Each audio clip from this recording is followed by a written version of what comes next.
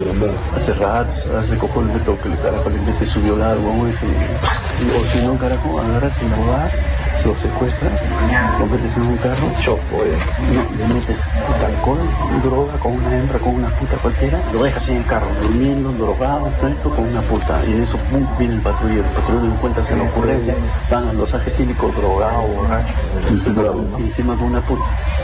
Vladimiro Montesinos. Conversación en la base naval.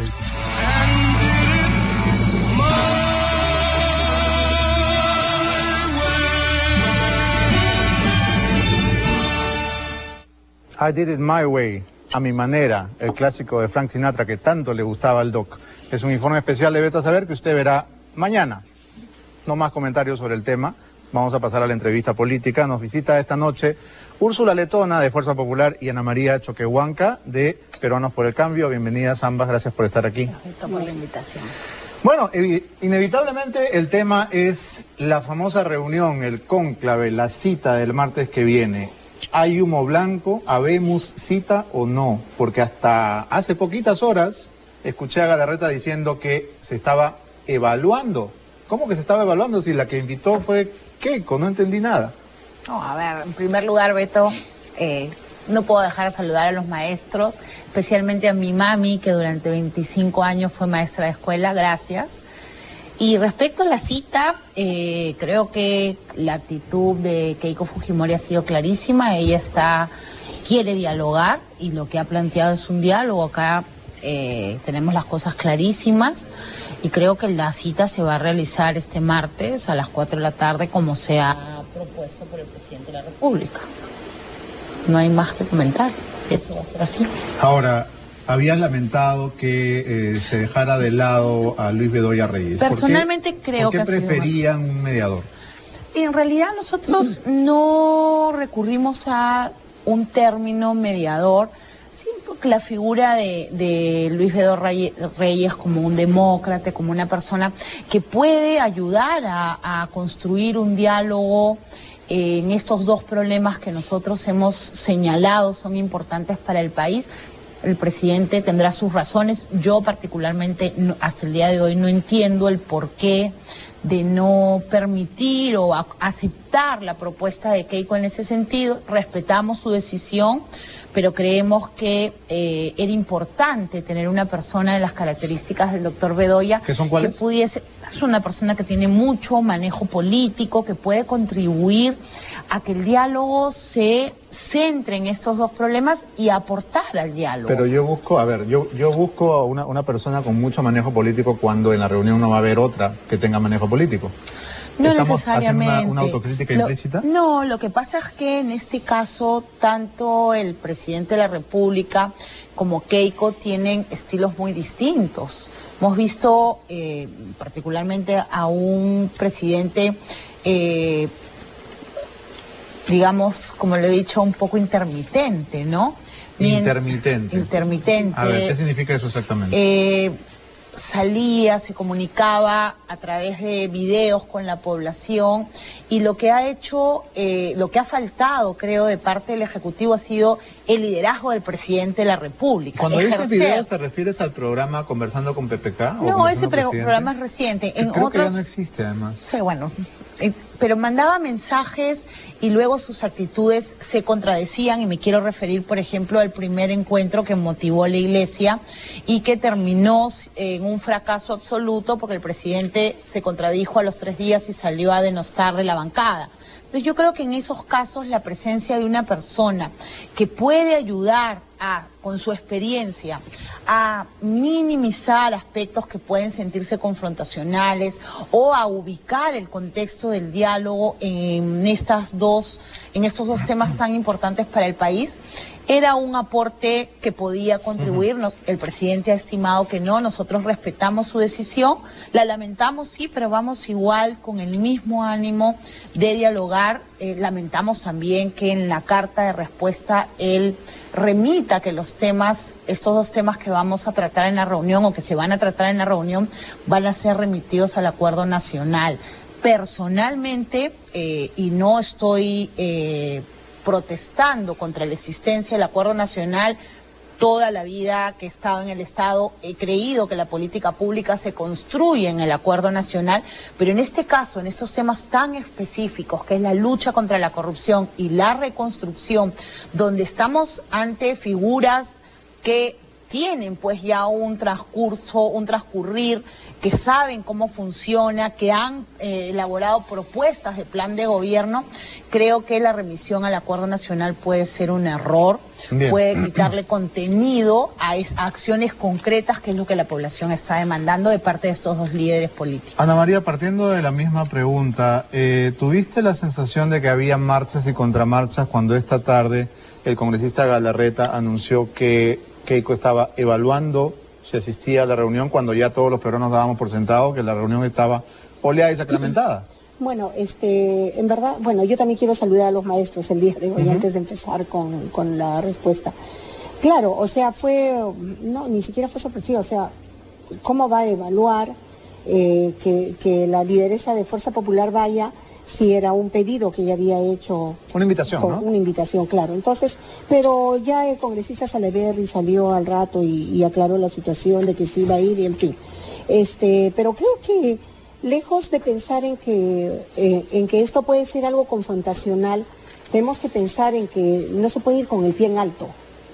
El Perú entero está esperando este diálogo y lo está esperando porque por la misma situación que hemos vivido todo este año, de repente de parte de Fuerza Popular, de repente de parte nuestra. O sea, nosotros no podemos, digamos, tratar de buscar culpas en este momento. Es lo que ha ocurrido y punto. Se presentó lo de Odebrecht, que desestabilizó el gobierno, se presentó el desastre natural, se presentaron varios aspectos, nosotros tenemos ya 3 ministros menos, entonces ya eso pasó. Pero creo además que, bueno, cuando se cita en la carta lo del acuerdo nacional, es porque solamente se quiere comunicar. Allí tenemos importantes líderes políticos, tenemos sector público, sector privado, tenemos sociedad civil, que es lo más importante. ¿Por qué Bedoya no es necesario? No es tanto que no sea necesario, porque simplemente el presidente pensó de que esto debía ser un diálogo directo, muy directo, más directo. Y precisamente de pronto remitiéndonos a lo anterior, que cuando se conversó y estando allí Monseñor, la mediación no sirvió, o sea, bueno, los conceptos que tengamos de eso ya pasó. Pero la mediación depende de qué persona se sienta al medio, ¿no? Sí, pero yo pienso que en un diálogo tiene que haber dos. O sea, no tenemos que buscar una intermediación de nadie. ¿Por qué? Porque se le respeta la figura del señor Bedoya Reyes, como que hubiera sido la propuesta o la sugerencia de otra persona del mismo nivel, o en fin. Pero el primer Zavala sí ha dicho ayer que el objetivo de la reunión del martes próximo es tender puentes. Sí. Cuando uno tiende un puente quiere decir que hay un abismo que salvar. ¿Cómo describirías ese abismo que separa a Fuerza Popular de Peruanos por el Cambio? De repente la falta de comunicación y la falta de sentarse en una sola mesa con un objetivo común, que es el Perú, ¿no? Entonces, ¿Y eso no de pronto antes? el diálogo, no. De parte del presidente con la lideresa Fuerza Popular, no. Porque no han tenido esa oportunidad y esa ocasión. Ahora que existe la oportunidad, todo el Perú está esperando el resultado de este diálogo, que yo creo que va a ir a buen puerto. O sea, no tenemos que ir con una actitud negativa, no tenemos que esperar a que de repente esto se rompa por algo, porque esto puede ser el inicio de un diálogo que tiene que tener un proceso, de un diálogo que tiene que rendir buenos resultados. Cuando se dice ya tenemos 3 ministros menos, da la sensación de que esta reunión es una especie de pedida de chepa, ¿no? Es como cuando uno ya no quiere jugar ese chepi, ¿no? Es una especie de pedida de tregua. No. Yo creo que más bien es el buscar el trabajo conjunto, el buscar el trabajo por la gobernabilidad del país, el buscar una ruta que sea coincidente, una ruta que tenga una misma línea. Y esa es la ruta que tenemos que buscar con este diálogo para poder seguir adelante. Úrsula, cuando se ha hablado de los candidatos para nuevo Contralor, luego de la salida de Alarcón, se ha barajado nombres tan disímiles como Beatriz Boza y Rafael Rey. Yo sospecho que ustedes estarían felices con Rafael Rey ahí. Yo particularmente tengo un altísimo concepto de Rafael, ha sido mi jefe en el Ministerio de la Producción, lo conozco muchísimos años, creo que es una excelente persona, una persona honesta. entiendo el mismo concepto que tengo de Beatriz, me parece una trome. Este esfuerzo que está haciendo en Ciudadanos al Día ha contribuido mucho a corregir política pública en nuestro país. Y finalmente el candidato que hoy ha propuesto el Poder Ejecutivo, que es el señor Nelson Schack, a quien también conozco por su paso en el Ministerio del Interior, por el Ministerio de Economía y Finanzas. Entonces creo que finalmente el Contralor tiene que ser el equilibrio entre una persona honesta, entre una persona transparente, pero también una persona que conozca de política pública, porque el Sistema Nacional de Control tiene que modificarse, tiene que cambiarse, tiene que modificarse y tiene que sufrir una transformación que nos permita que cada centavo, Beto, que invierte el Estado peruano tenga, además de una rentabilidad económica, una rentabilidad social. Y eso no se hace midiendo a la Contraloría en función de los funcionarios que ha denunciado o que ha metido presos. Se hace midiendo la gestión. Algunos y eso decían que debería ser un contador. No, yo creo que tiene que ser una persona, independientemente de la profesión, alguien que haya gestionado presupuesto público. Una persona que no ha gestionado presupuesto público, que nunca ha pagado una planilla en el Estado, que nunca ha construido una política pública y que nunca ha firmado, asumido responsabilidad pública, no puede ser un contralor.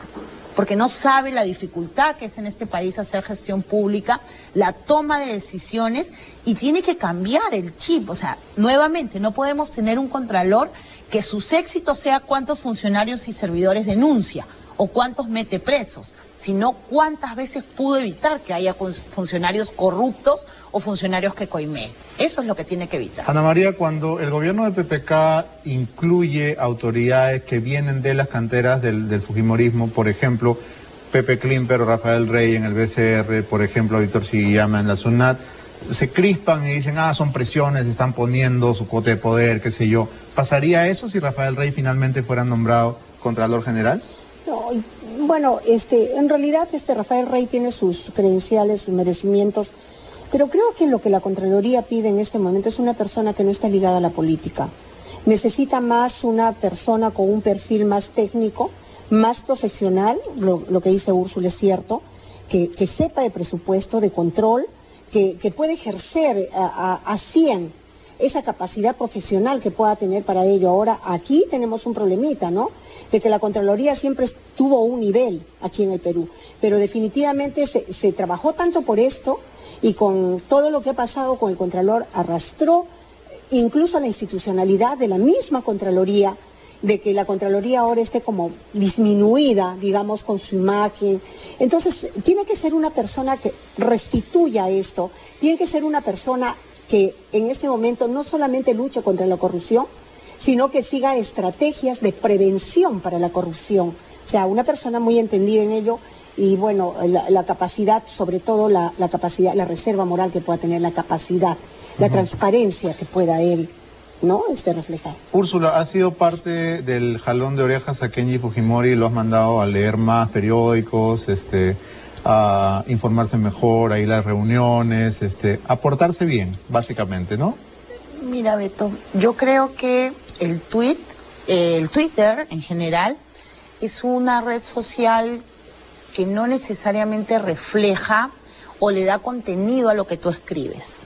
Lo que yo le he pedido a Kenji Fujimori públicamente y en nuestras reuniones de bancada es que nos explique qué quiere decir con esos 140 caracteres que manda. O sea, si él pudiera sustentar, si él pudiera darle contenido, podríamos saber si aquello, por ejemplo, que en algún caso yo puedo decir, me han dictado un tuit y no necesariamente reflejo lo que quiero decir. Yo quiero que él nos explique. ¿Estás sugiriendo que a Kenji le dictan los tweets? No, por eso mismo, porque hay gente que sugiere... Pero tú escribes tus tweets. Yo escribo mis tweets. Yo escribo los míos. Yo escribo los ¿Kenji míos. No sé, porque finalmente, como no sé qué es el contenido que él tiene dentro de estos tweets, por ejemplo, en el caso de los leones y el circo, sí creo que es necesario que él nos dé explicaciones sobre cuál es su punto de vista, cuál es su visión de país. Coliseo? Bueno, hizo la mención también en algún momento a un circo romano. No a un circo de fiestas patrias. No, a un circo romano. El contenido, y por eso mismo le podemos dar diversas acepciones. Yo lo que le he pedido públicamente es que le dé contenido a lo que escribe, porque en muchos casos lo que yo he visto, y en una de sus intervenciones donde él pedía que vayamos a la reconstrucción, que demos el paso, que dejémonos de obstruir ciertas acciones, estamos en la misma línea absolutamente. O sea, la ley de reconstrucción se aprobó en 2 días. Y este Congreso, yo me quedé con Miki Torres hasta las 3 de la mañana con el Premier y su equipo, rehaciendo lo que había que rehacer. Y entonces en esa línea íbamos y en el mismo sentido de lo que yo creo que Kenji quiso decir.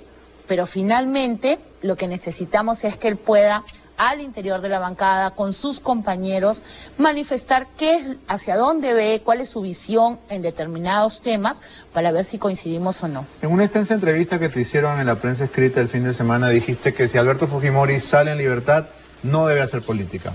No, yo lo que dije y ese está... fue el titular. Claro, es el comercio, ¿no? No sea, es que... Twitter no es suficiente, los titulares tampoco son suficientes. Es que a veces... hay que tener capacidad de síntesis. Cuando se trata del fujimorismo, de Fuerza Popular, y lo vimos en nuestro taller, es que hay cierto contenido que la prensa le quiere dar. Yo lo que me refería es la necesidad de que perduremos en ese odio absoluto respecto del fujimorismo.